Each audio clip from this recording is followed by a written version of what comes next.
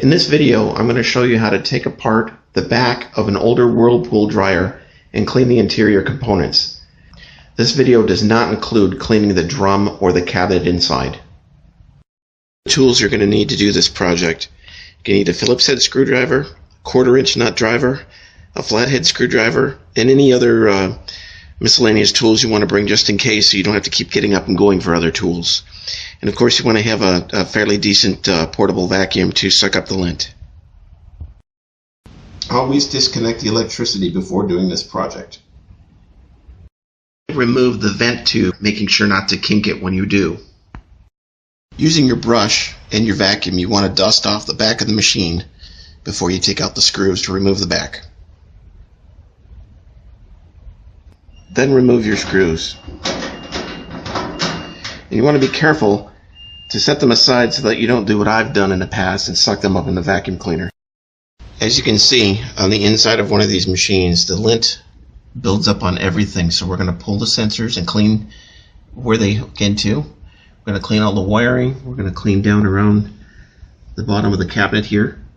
We're going to suck out as much as we possibly can using our brush, and we're going to clean the sensors on the heating coil. We're going to pull the heating coil and clean around that as well.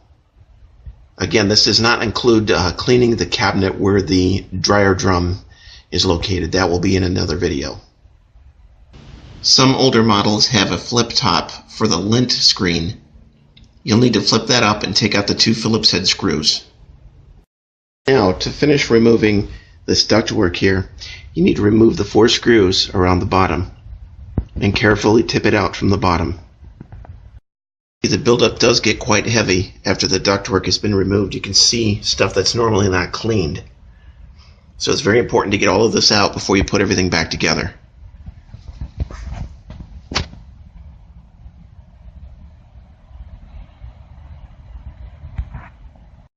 When the lint buildup is really bad in these tubes, after vacuuming it and brushing it, I'll take it and flush it with hot water just to make sure I get any more off that's stuck in the sides that I couldn't get to with the brush.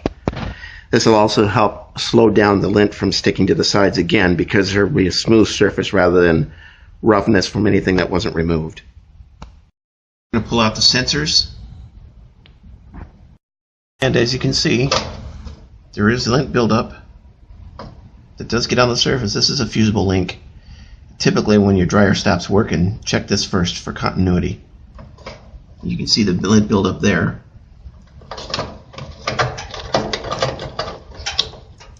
And here too. This is a temperature sensor as well, and the lint buildup on these can cause them to malfunction and not read properly, or cause the fusible link to trip prematurely, and once it does that, you need to replace it.